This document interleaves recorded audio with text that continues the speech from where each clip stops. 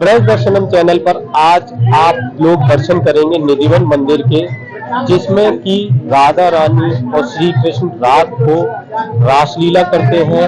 और इसमें जो वृक्ष है वो भी रात को अपने स्वरूप में आ जाते हैं और यहाँ पर वो रासलीला करते हैं। और इस मंदिर में किसी को भी रात को मनाही है रुकने की, कोई किसी को भी रात को यहाँ पर अंदर नहीं आने दिया जाता है।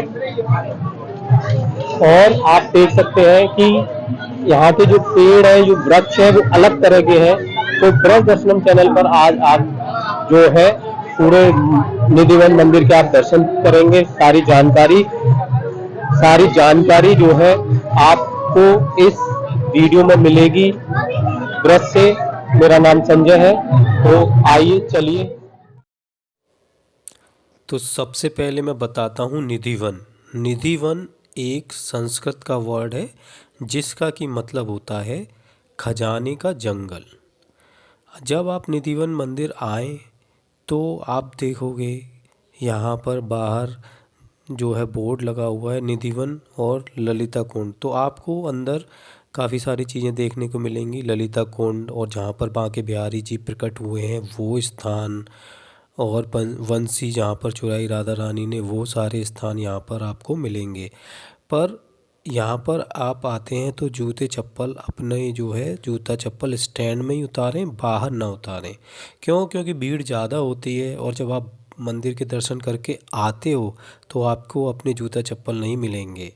ये मेरी आपको एक सलाह है, क्योंकि ये अक्सर होता है। तो जैसे ही आप मंदिर के अंदर प्रवेश करेंगे तो यहाँ पर जो है राधा रानी के लिए श्रृंगार की पेटी रखी होगी, 16 श्रृंगार की पेटी, जिसका कि जो है इसमें जो है श्रृंगार लगा चढ़ता है राधा रानी पर।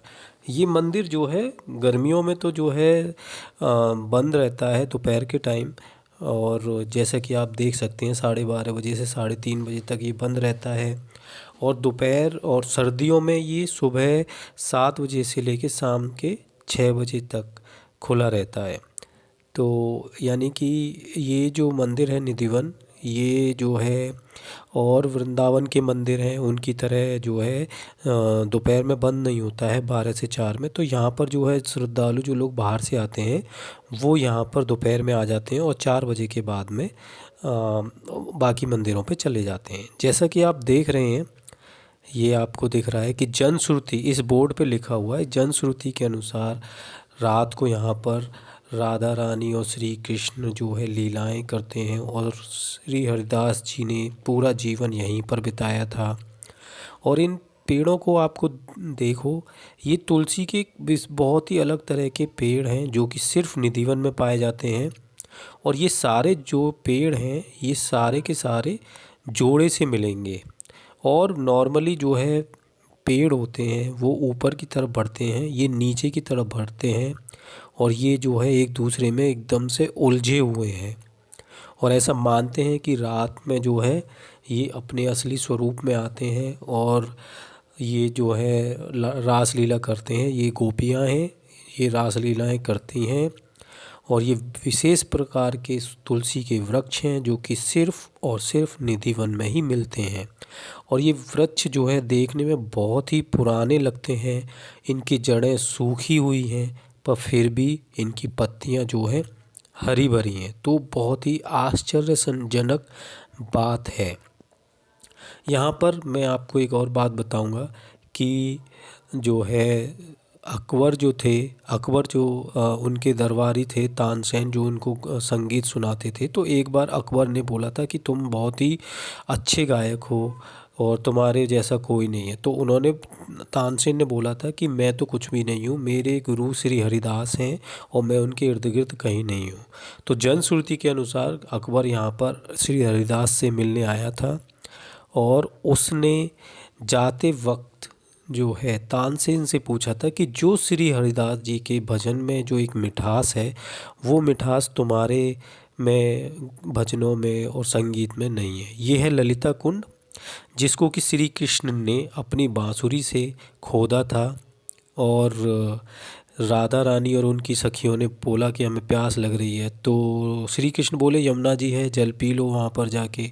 तो राधा रानी और सखियाँ बोली अरे वहाँ तो कालियन आ गए भाई, हमें तो डर लगता है। तब श्री कृष्ण ने अपनी बांसुरी से इस ललिता कुंड का जो है निर्माण किया। ये देखिए निधिवन के वृक्ष कितने प्राचीन दिखते हैं, पुराने दिखते हैं, और अगर कोई और पेड़ होता है तो वो कब का मुरझा जाता है अगर इस तरह का वो इस स्थिति में हो तो। पर ये वृक्ष आज भी उलझे हुए हैं और नीचे की तरफ झुके हुए, और सारे के सारे जो वृक्ष हैं सारे हरे भरे हैं।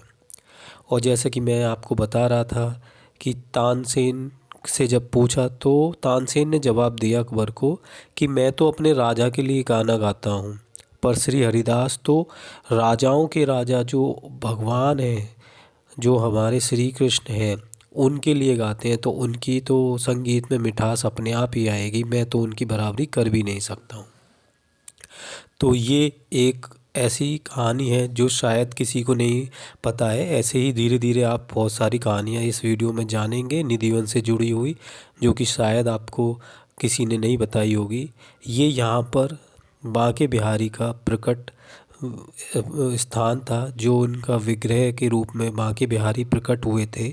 और यहीं से निधिवन के मंदिर से ही बांके बिहारी जो है बांके बिहारी जी के मंदिर में गए थे, और इस मंदिर का जो है डायरेक्ट कनेक्शन बांके बिहारी मंदिर से है। तो अगर आप कोई भी दान वगैरह गुल्लक में डालते हो तो वो सीधा बांके बिहारी के मंदिर में ही जाता है। तो यहाँ पर जो है बांके बिहारी इस जगह पर प्रकट हुए थे, और यहीं से फिर उनको बांके बिहारी मंदिर ले जाया गया था। यहाँ पर जो निधिवन से जुड़े सटे हुए जो घर बने हुए हैं, जैसे कि आप ये देख सकते हो कि ये जो खिड़कियाँ हैं, तो यहाँ पर जो लोग रहते हैं वो रात के टाइम में ये खिड़कियाँ बंद करके रखते हैं। देख सकते हो आप, ये खिड़कियाँ एकदम बंद हैं, और रात के टाइम में वो इधर की तरफ देखते भी नहीं हैं, और ऐसा मानते हैं। और ऐसा यहाँ के इन लोगों ने बताया है कि इनको रात में घुंघरुओं की आवाज़ आती है, और ऐसे लगता है कि जैसे संगीत चल रहा है। तो जैसे कि अगर रात में जैसे गर्मी है, अगर उन्होंने खिड़कियाँ भी खोल रखी हैं तो ये चाहकर भी उधर की तरफ नहीं देखते हैं रात में, क्योंकि जैसे कि आपको मैंने बताया कि यहाँ पर मनाही है। और जिन लोगों ने यहाँ पर रुकने की कोशिश करी वो सुबह या तो पागल हो गए, या यमलोक सिधार गए, या फिर मानसिक संतुलन खो बैठे। तो इस वजह से इन लोगों ने अपनी खिड़कियां जो है बंद करके रखते हैं, और अगर मान लो गर्मी में अगर खुली हुई है तो फिर उधर की तरफ जो है देखते ही नहीं हैं। अब आपके मन में सवाल आ रहा होगा कि यहाँ पर तो बंदर भी हैं, तो फिर बंदरों को क्यों नहीं होता कुछ। तो रात के टाइम में जैसे जैसे अंधेरा होता जाता है तो यहाँ पर जितने भी बंदर हैं वो सारे के सारे बंदर यहाँ से अपने आप ही चले जाते हैं।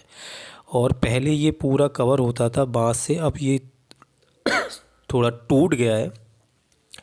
और जब आप वहाँ से दर्शन करके आते हो तो यहाँ पर राधा रानी का श्रृंगार चढ़ाते हैं। दोनों साइड में राधा रानी की सखियाँ हैं, और बीच में राधा रानी का स्वरूप रखा हुआ है। और यहाँ पर सारे भक्त लोग राधा रानी के जो भजन चल रहे हैं, गाने चल रहे होते हैं, उन पर भक्ति में झूमते रहते हैं।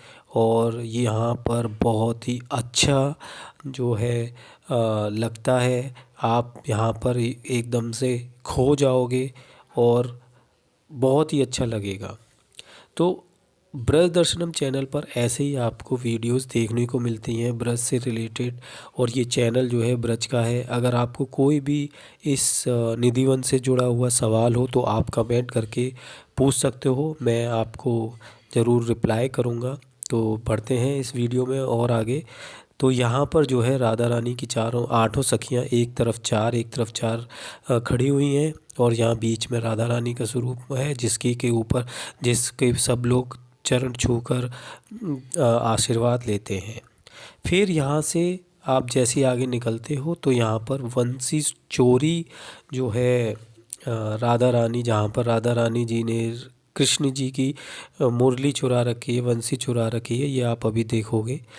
एक और बात मैं आपको बताऊं कि अगर आप जब भी निधिवन आओ तो यहाँ पर आपको गेट के बाहर गाइड मिल जाएंगे, जो कि आपको पूरा मंदिर घुमाने के लिए बोलेंगे। हो सकता है वो सिर्फ 100 रुपये में भी बोल दें।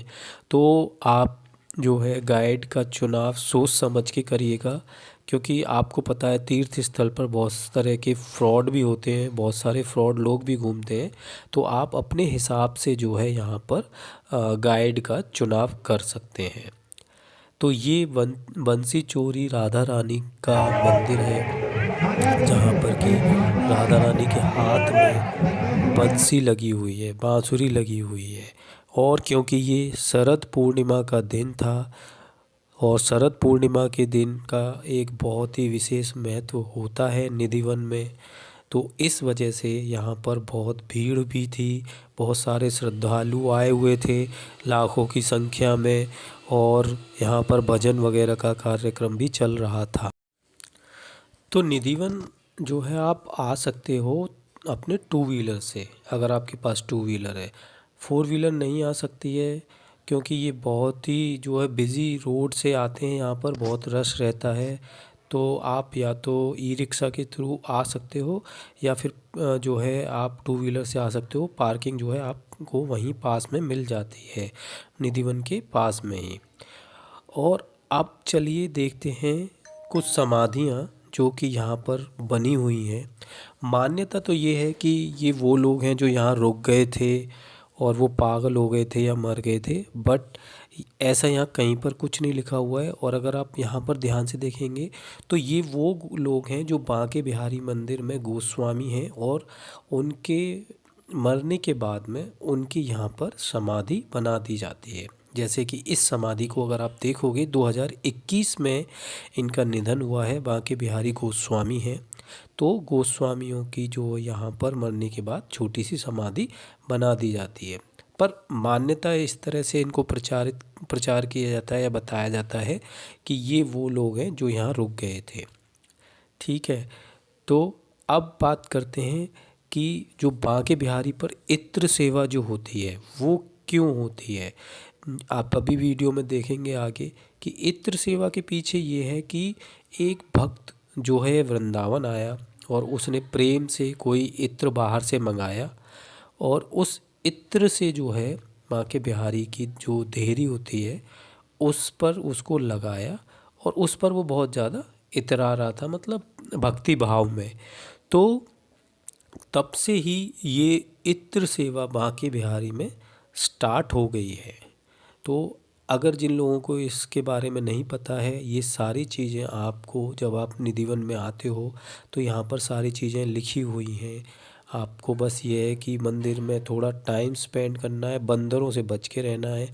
और ये देखिए यहाँ पर जो बांके बिहारी जी का जो प्रकट हुए थे उसके बारे में लिखा हुआ है। यहाँ पर पूरा प्राकट्य लीला के बारे में लिखा हुआ है। यहाँ पर ये इत्र सेवा के बारे में लिखा हुआ है। एक वक्त मथुरा से निधिवन आए, प्रेम से महंगी इत्र मंगाए।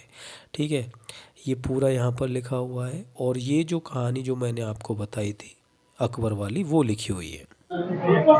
मेरा मन हो गया लटा कटा। तो ये ब्रज दर्शनम चैनल पर आपने निधिवन के दर्शन करे हैं। ऐसे ही वीडियोस देखने के लिए आप ब्रज दर्शनम चैनल को सब्सक्राइब कर सकते हैं, और आपको यहाँ पर वीडियो मिलती है सीधे ब्रज से। तो ये था निधिवन का पूरा, हमने आपको दर्शन कराए, पूरे इस मंदिर के बारे में बताया। मिलते हैं किसी और वीडियो में आपको। राधे राधे, राधे राधे।